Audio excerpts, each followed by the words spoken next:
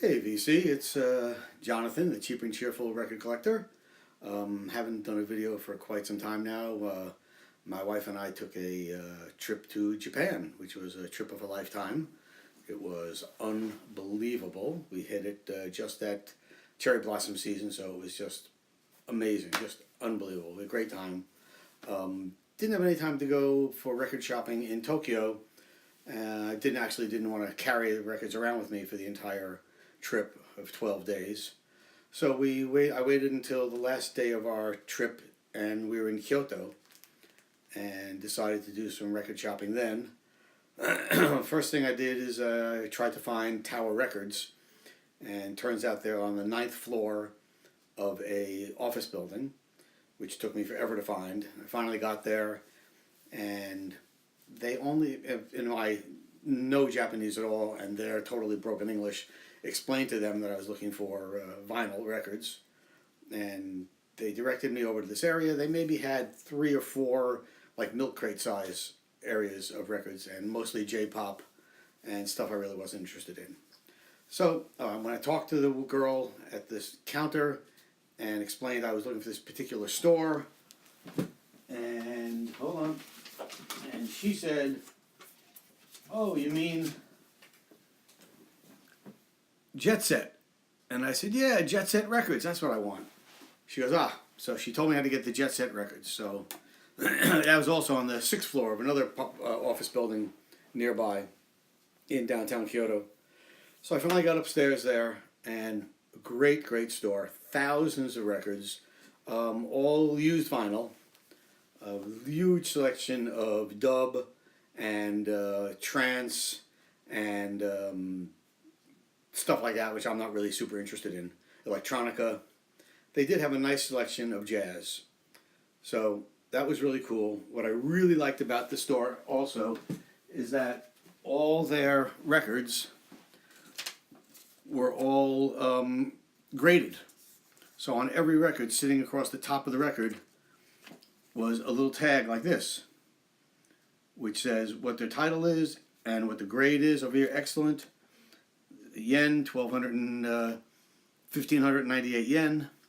So that was cool on every record. So they obviously listened to and graded every record in the store. And then every record was also in a resealable clear outer liner, which was really nice. So I picked up 6 records there. Only downside is that because it was used records, I would say only about 10 to 15% of the jazz was Japanese pressings. And that's specifically why I went to, not why I went to Japan, but while I was there, I really wanted to get Japanese pressings. So it took some time flipping through everything and digging in to find Japanese pressings and stuff I was interested in. So I came out away with 6 records, and here we go. First one is from 1941, Charlie Parker, Jazz Immortal with Dizzy Gillespie, After Hours at Monroe's and Hinton's. And the Obi strip for this time, for some reason, is up on top, not on the bottom. Also has a Thelonious Monk playing piano on this.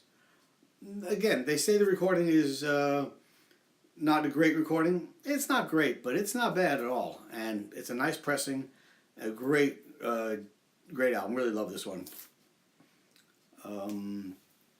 That one, just to give you an idea, the Dizzy Gillespie and Charlie Christian album, 1,598 yen, which comes out to about $14.71. That's not too bad.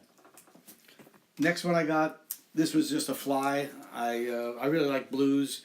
They didn't have much blues, but I saw this and I said, you know what, I'm going to give it a shot. It's called Blues from LA to LA, and it's on P-Vine Special. Japanese pressing. This one cost me 1,382 yen, which is like $12.72. So I couldn't pass it up. Japanese pressing, beautiful. It has Johnny Mosley, Curtis Griffin, Eddie Lang, Al Prince. I didn't know who these guys were. This is great. This is very much in the B.B. King vein of blues. A little more sophisticated, not Delta Blues, but just really great record. I really love this one. That was a good guess on that. Next one I got is a Milestones Jazz All Stars, a trio of McCoy Tyner, Ron Carter, and Sonny Rollins. Oh, I'm sorry, a quartet. Al Foster's on this too. In concert, double LP. As I said, it has the nice resealable plastic shell outer sleeve. And nice gatefold. Also comes with all the lyrics in case you want to be able to read the lyrics. So this is a great record. I really like this one. I like the traditional jazz. Ron Carter, Sonny Rollins. I mean, can't go wrong. Next one I got was Jackie McLean, A Fickle Sonnets, with Tommy Turrentine, Sonny Clark, Butch Warren, and Bill Higgins. Also Japanese pressing. This one was recorded. I can't see it right now when it was recorded, but this was wonderful. Love this record. A little more intense than some of the other ones. Certainly not free jazz, but really great. And again, this one was a little bit more. The Jackie McLean was 2,894 yen, which is like $26.65. So a little more than I'm usually used to spending, but you know, how many times I get to go to Japan and pick records. Next one I got is Mal Waldron, A Touch of Blues. Mal Waldron is a jazz piano player. This is a nice record. This is actually on a German pressing. Recorded May 6, 1972, in that time West Germany, Nuremberg, West Germany, at the East-West Festival, and it was printed in Germany. I love the back of it, really cool.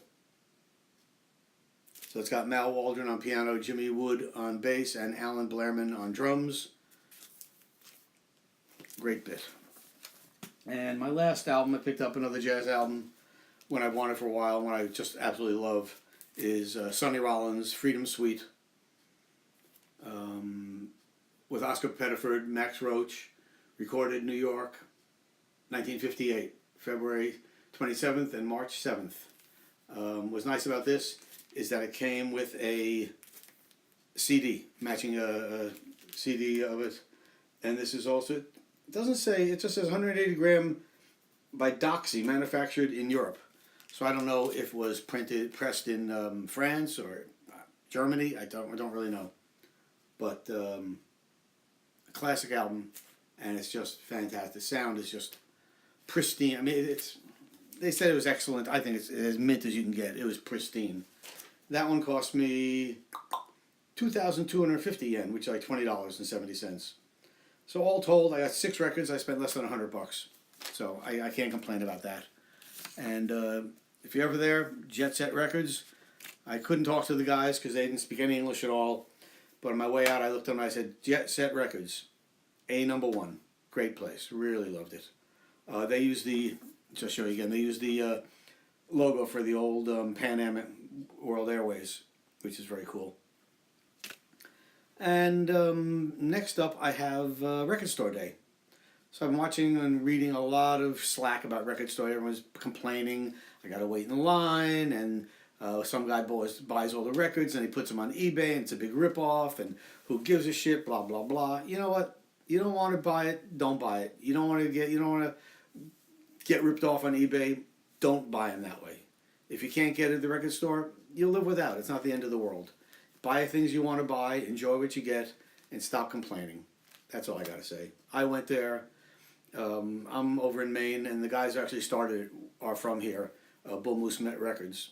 And they have a policy, 1 copy per customer, no seconds until everybody gets first. So you can't, no one's coming in and buying 6 copies of one record and going and selling them. You want to buy 1 copy and sell it, that's up to you. But if you don't buy it on eBay, they're not going to be able to sell it. So They can't rip. No, they can't flip it if you don't buy it. I wasn't home actually. I was in Massachusetts, and I went to a place over there and got a couple of records. Didn't have a couple that I wanted. Next day, I came back to Maine. I looked around and I found the two records I wanted. Again, mostly jazz albums, except for the first two are not jazz. The rest are all jazz albums. First one I got, which I'm really happy to get, is A Rough Guide to the Delta Blues. This has Bukka White, Tommy Johnson, Skip James, Bo Carter, Sonny Boy Nelson, Charlie Patton, Son House, and it's got it all. So this is a great compilation of Delta Blues, 180 gram, and also comes with a digital download with extra tracks on it.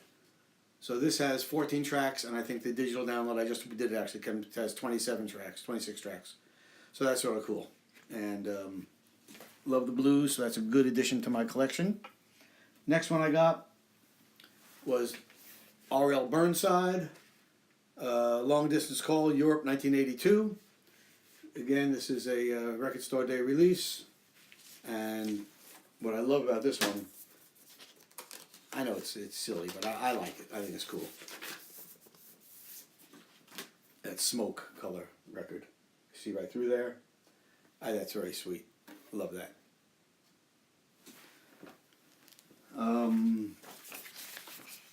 Next couple of records I picked up at Record Store Day are part of the jazz albums. The one I really wanted was the Thelonious Monk, but that was a 2 LP set, and they didn't have it anyway, but if they did, it was over $50, and I just couldn't talk myself into spending $50 on that. So I ended up getting a bunch of other ones. The first one I picked up, which I'm real happy with, is played this the other day, and it sounds fantastic, is the Bill Evans, Another Time. This is number 2690 out of, 6,000? Beautiful packaging. Nice gatefold, as well as a really nice booklet that came with it, with pictures and articles about all the musicians and the recordings.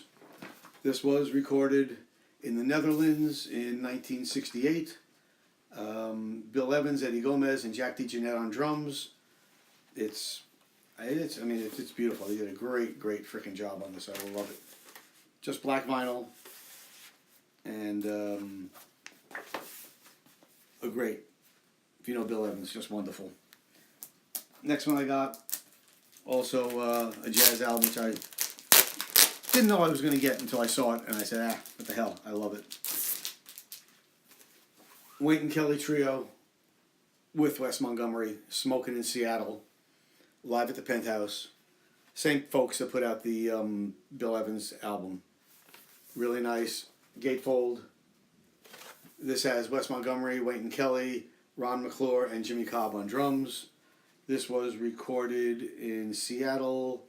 I'm looking for the date. I know it's in here somewhere.